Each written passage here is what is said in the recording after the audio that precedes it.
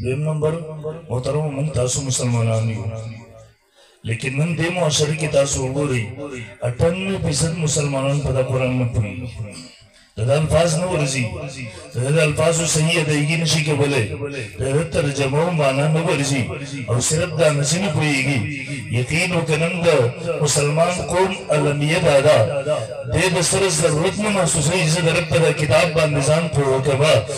بلکې نن مسلمان قوم سره الله د دغه عظیم کتاب دپاره وخت نشته دی نن مسلمان د انګریزۍ د کتاب د زده کړې دپاره وخت لري د دنیا دپاره لري د موبایل دپاره لري لیکن د رب د دغه عظیم کتاب دپاره د ده سره وخت نشته دی وایي نن مسلمان د رب دغه کتاب ته د انګریزۍ د کتاب همره د موبایل همره اهمیت او حیثیت ورکولو ته نه دی تیار دیو جنا تاسو ټول د درخواست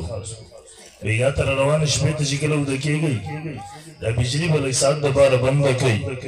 د خپل ځان سره ضرور لږ ساعت حساب وکړئ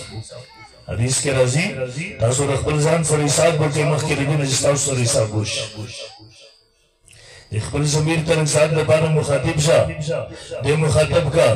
ورته ووایه وایي ژوند او زندګي خو درنه په ختمېدو ده تر اوسه پورې ستا ژبه د قرآن سره ناشنا ده ستا زړه او دماغ د قرآن سره ناشنا دي ستا ژوند او زندګي د قرآن سره ناشنا ده ورته ووایه وایي که په دغه سهولت کې ته د دنیا نه رخصت شولې تباه به شې برباد به شې ورته ووایه که په دغه سهولت کې ته دا قبر ته به راغلې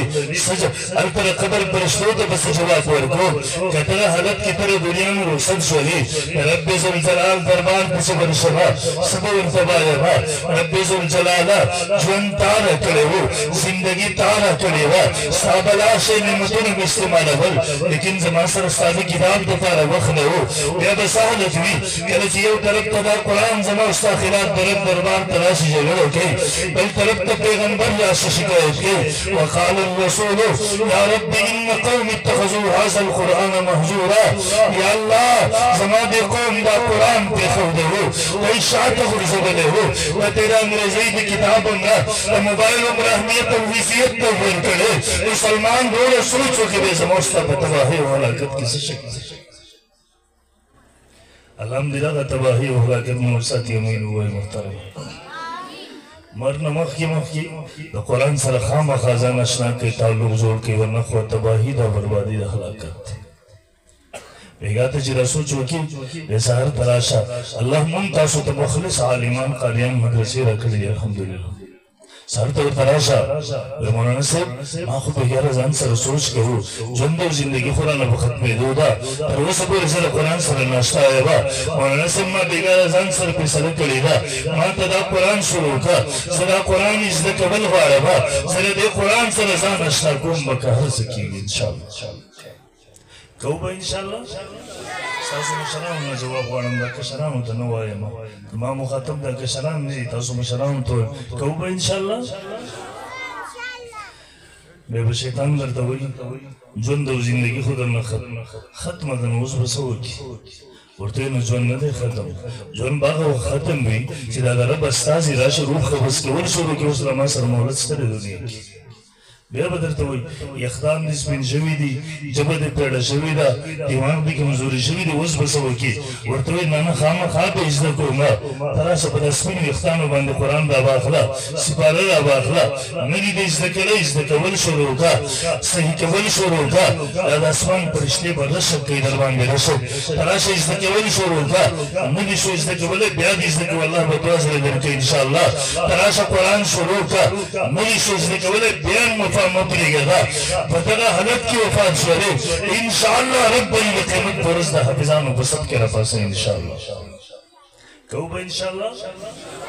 انہو دا کتاب دا اللہ دا طرف نمون تاوستا پیغام دے دا دا ملمد ہے زمان استاسو ملمد ہے ملمستوب وارد دا ملمستوب دا تا روٹی ورکول ندی خوراک ورکول ندی دا ملمستوب دا تا وخ ورکول ندی وخ وانی دا عزت کول دی په ځان پوهول دی دا په خپل ژوند او زندګي نافذ کول دی یقین وکړئ که مېلمستوب او وفا مو وکړله بیا دا ډېر وفادار کتاب دی سترګې چې دې پټې شي بیا به د قبر په تېرو کې به دې یوازې نه پرېږدي انشاءالله د حشر میدان کې به دې یوازې نه پرېږدي انشاءالله تر هغه وخته پورې به دې یوازې نه پرېږدي تر څو چې جنت ته داخل کړی دی انشاءالله زمونږ ستاسو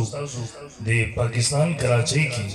یو ډېر لوی عالم تېر شوی دی حضرت مولانا مفتی ظهور علي خان صاحب نور الله مرقده د درس قرآن یو وړوکی کلیپ یې چا شیر کړی و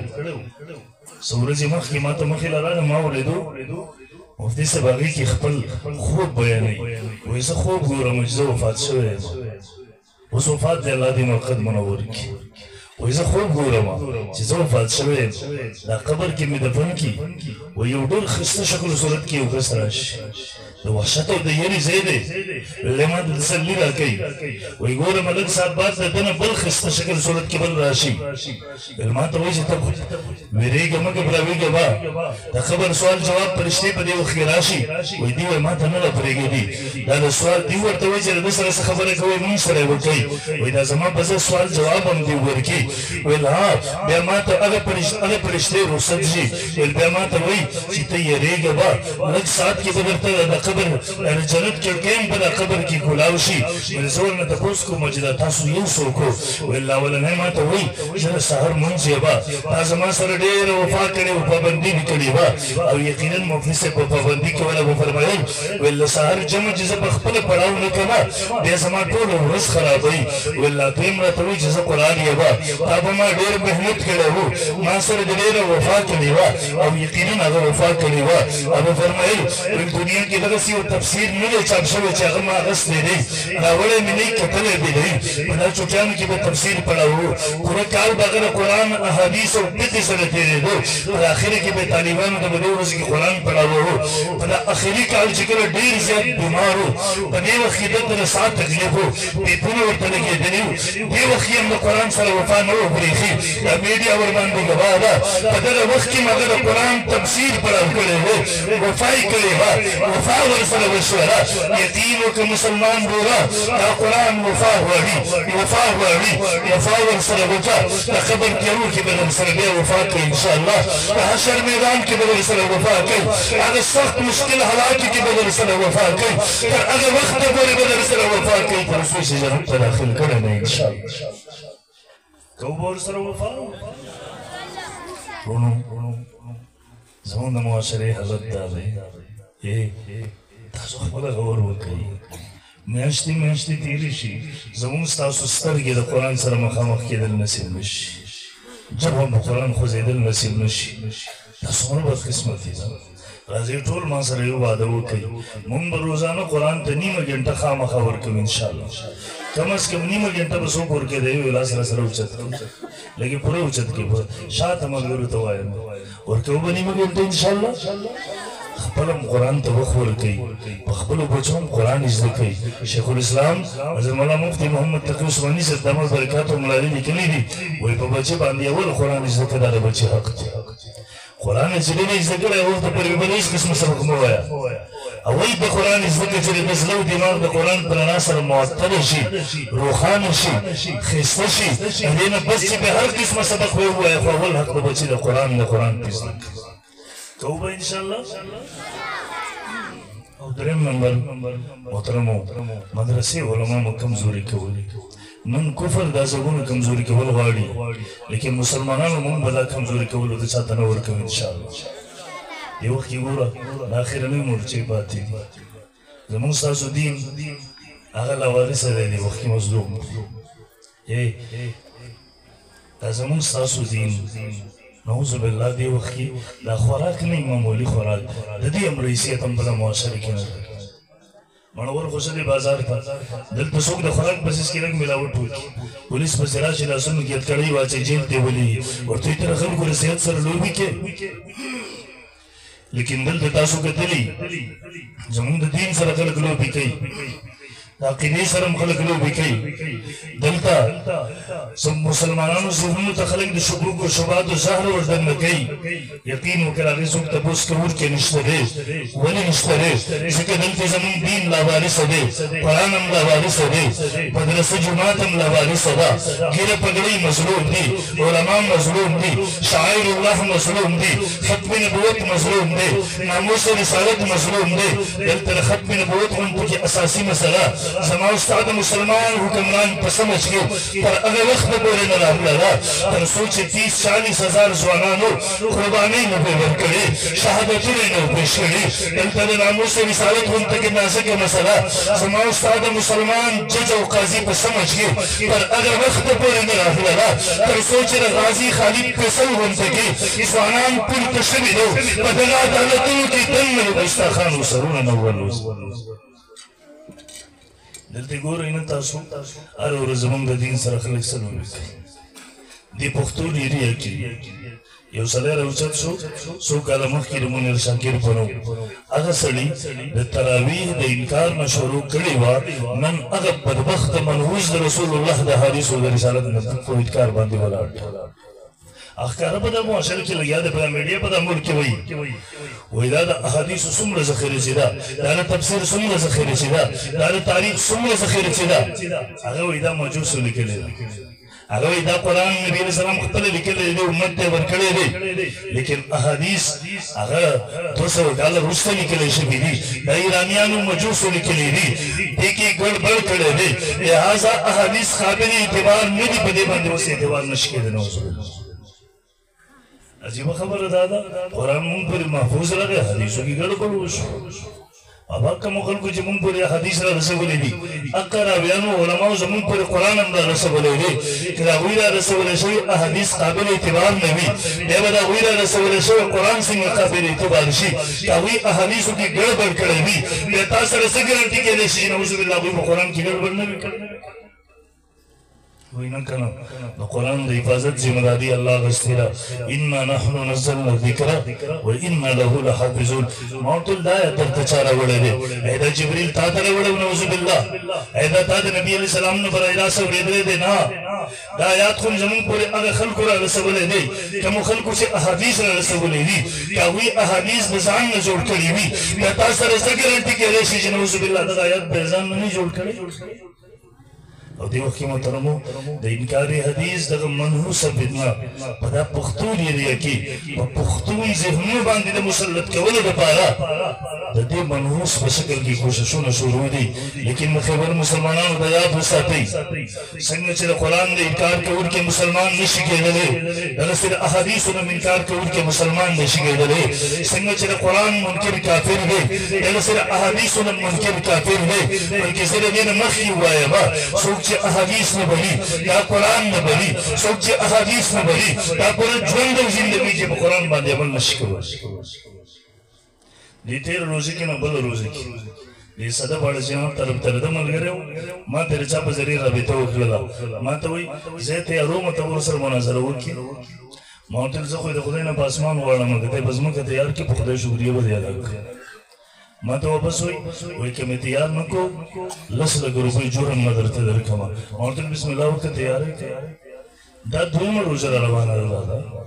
زه د هغې نه پس 5 پورې سړی پاړه جناب ته لاړم 2-3 ورځې مخکې مې زه هلته وم ورځ به ما جلسې وکړلې کلاو هلته په جلسو کې ما وویله دلته زما یو قرضدار اوسېږي اوس زما سره رابطه کټ کړې ده دا زما اواز کې ورته وررسېږي ورته ورسوئ ورته ووایه هغه قرضدار امې راغلی خپل 10 لکه روپۍ قرض یې غوښت دی زما وایس هغه ته ورلېږو هغه به ما ته نیمه ګنټه زما ورته خبرې شوي وټساپ دې مختلفې بهانې کولې مونږ هغه وایسونه هغه مونږ شیر کړي چې په دا فیسبوک شته دی ما ته یو بهانې کوله ما ته وایي وایي زه چې تا سره بحث کوم ته به ما ته احادیث پیش کړې او حدیث در سره زما نه ما ورته ویل منکر حدیث زه همدغه غواړم چې ته زما سره یو ځل په دا میډیا مخامخ شې دا به زه درته بیا مخامخ وښیم انشاءالله چې ته احادیث نه منې بیا قرآن څنګه بلې ځکه د قرآن د بللو دپاره اولنی بنیاد احادیث دي څوک چې احادیث نه بلي په رب کعبه قسم دی تر هغه وخته پورې قرآن ته لاس هم نشي وروړی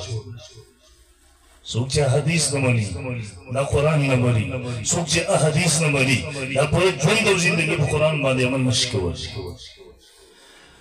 شاید ستاسو ذهن کې زما خبره رانشي زه تاسو نه تپوس کوم تاسو مونځ کوئ وایي چې تاسو مونځ کوئ د ورځې څو ټایمه مونځ کوئ وایي که نه چې مونځ نه کوئ تاسو د ورځې څو ټایمه مونځ کوئ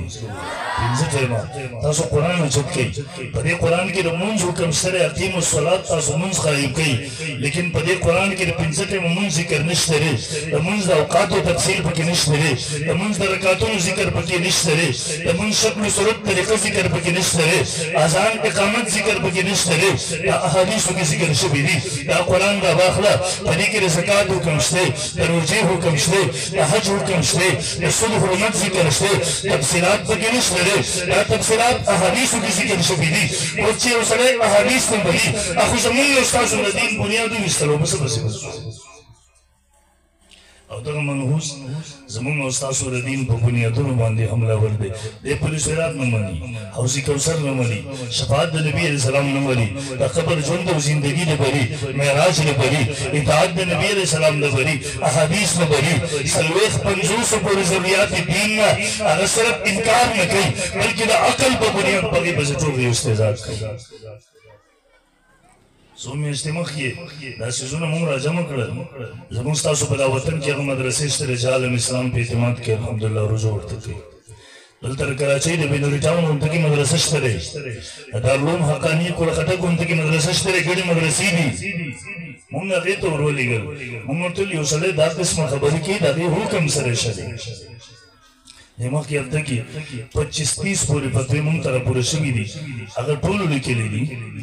انشاءالله اوس موږ ترتیب کوي د میډیا ته ورکوو هغه ټولو لیکلي دي دا سړی مرتد دی د دایر اسلام نه خارج او کافر دی د ده بیانونه درسونه اورېدل جایز نه دي د ده سره څه قسمه تعلق ساتل جایز نه دي په مسلمانانو باندې لازم دي چې د دې فتنې نه ځان وساتي ساتو به دې ځان انشاءالله ځان به دې ساتو که هیرو به دې جوړو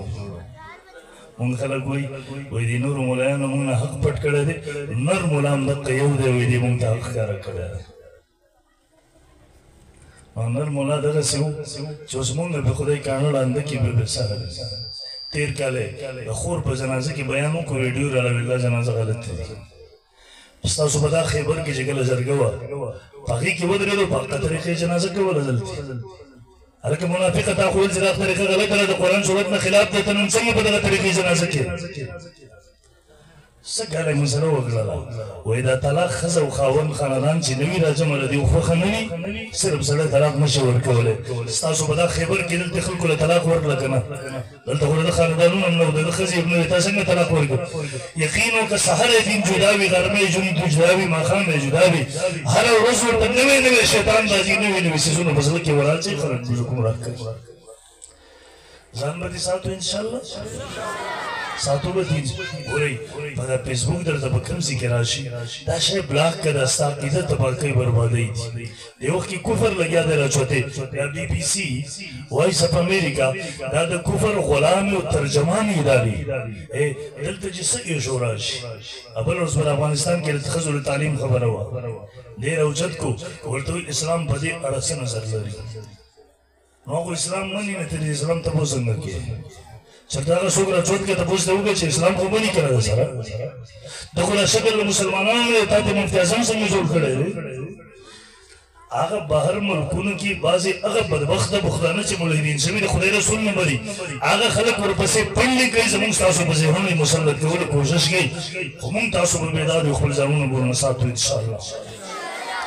شاته ملګرو اواز نه راځي ټول ووایي انشاءالله برحال مارس کوو خپل مدرسې علما مو کمزوري کوئ نن کفر دا زرګونه کمزوري کول غواړي خو مسلمانانو دا به چاته کمزوري کولو ته نه ورکوو ځکه که دا کمزوري شو بیا ملالبان نسل دین نه پېژني ایمان به نه پېژني حیا به نه پېژني غیرت به نه پېژني قرآن به نه پېژني کم از کم د خپل رالبان نسل په خاطر به خپل مدرسې علما مضبوط ساتو انشاءالله ساتو به انشاءالله هغه به مضبوط دغسې ساتلی شي هر یو کور کې به کم از کم یو بچی خامخا عالم جوړو انشاءالله حافظان خو دا ټول بچي کوي سکول کالج هم پې ووایه خو چې شپږ ګنټو له هلته لګي 3 ګنټو له دلته هم راولېږه چې ستا بچی حفظ وکړي قرآن حفظ کړي تاسو ګورئ که نه ستاسو بچو ختمونه کړي دي حفظ ناظره سکول هم وایي د هغې سره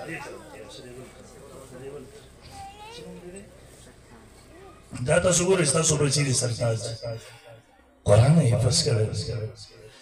ستاسو بچي نن دې بچو پلاران به دلته ناصرونه به یې ناصي ترونه خاندان هسې فخر کوئ به دا بچو که نه وایي وایي که نه چې فخر پې کوئ که نه مونږ ستاسو په ذهن کې خو د دې حیثیت نه وي مونږ د هغه بچی خوب وي چې پیسې راته کړي ډاکټر شي افسر شي انجینیر شي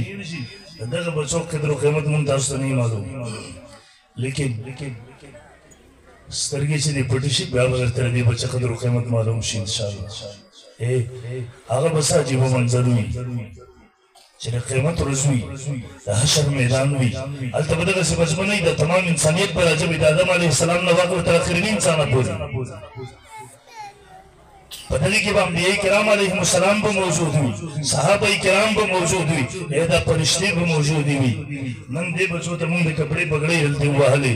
هلته به الله رب ذوالجلال هغه به څه عجیبه منظر چې د دغه حافظ قرآن نوم واخیستلی شي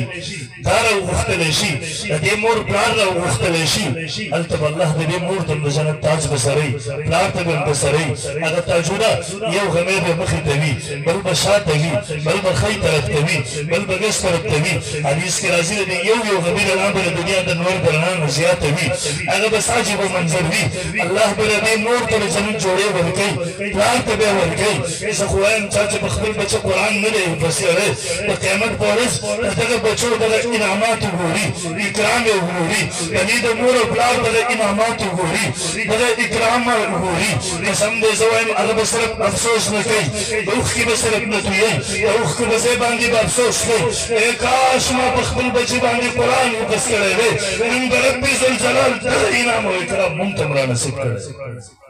حاصلول غواړئ تاسو غواړئ بیا یو بچي ته منت وکړئ ورته بچیا ستا ګاونډي حافظ قرآن ستا کلیوال حافظ قرآن د هغه مور او پلار ته چې الله دا انعام او اکرام ورکوي ستا مور پلار ترې محروموي ورته دا به څومره د افسوس او د حسرت ورځ وي ورته بچه قرآن زده که منت وکړئ کم از کم یو بچي کوو به انشاءالله زه د دې بچو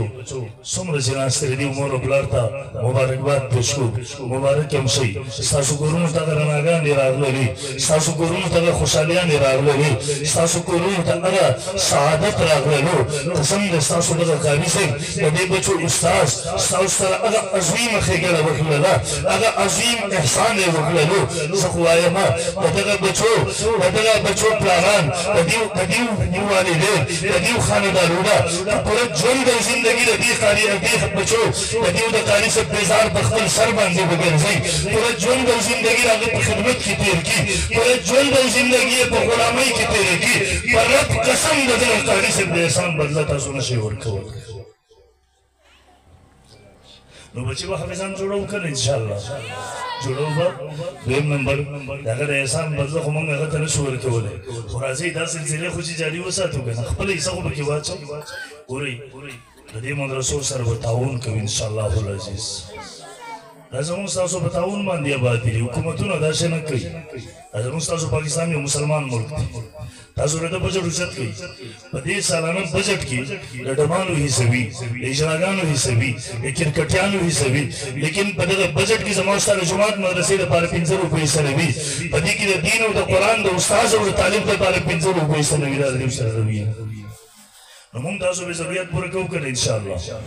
پوره کوو به هره ورځ چې خپل کار روزګار محنت مزدورۍ ته ځئ خپل الله سره یو وعده ضرور کوئ رب ذوالجلاله زه خپل محنت مزدورۍ ته ځم خپلو بچو له حلاله روزي ګټم لیکن رب ذوالجلاله زما په کلي کې مدرسه ده هغه خلک زموږ د بچو آخرت بچ کوي زموږ بچي د لوی بربادۍ نه بچ کوي هغه خلکو زموږ دین او تهذیب ژوندی ساتلی دی رب ذوالجلاله حکومتونو په هغې پسې خپل دروازې بندې کړې دي زما تا سره وعده ده څنګه چې زما په دا حلاله کمایي کې څنګه زما د کور او د بچو حصه ده دغسې به پکې زمونږ د مدرسې زما د بچي د قرآن د استاذ حصه وي تاسو عزم وکړئ به وګورئ الله درته څومره برکت پکې اچوي عزم وکړئ الله به دغه محنت ستاسو لپاره عبادت ګرځوي انشاءالله عزم وکړه ستا د بدن نه تودونکي خوله به ورته رب د قیامت د ورځې د نجات ذریعه ګرځوي انشاءالله کوو به انشاءالله بچې به دینداره جوړوي انشاءالله او دیو سره به تعاون کوو انشاءالله دا وعده ده ما سره اچھا وعده ده دواړه لاسونه له سره اوچت کړو لږې پوره پوره اوچت کړي دا وعده ده انشاءالله لاس مخکې ته کوو اواز غواړم اواز به وعده ده انشاءالله شاته ملګرو اواز نه راځي اواز در سره به زوړه کړي وعده ده انشاءالله وعده ده الله دې رحمان کولو توفیق راکړي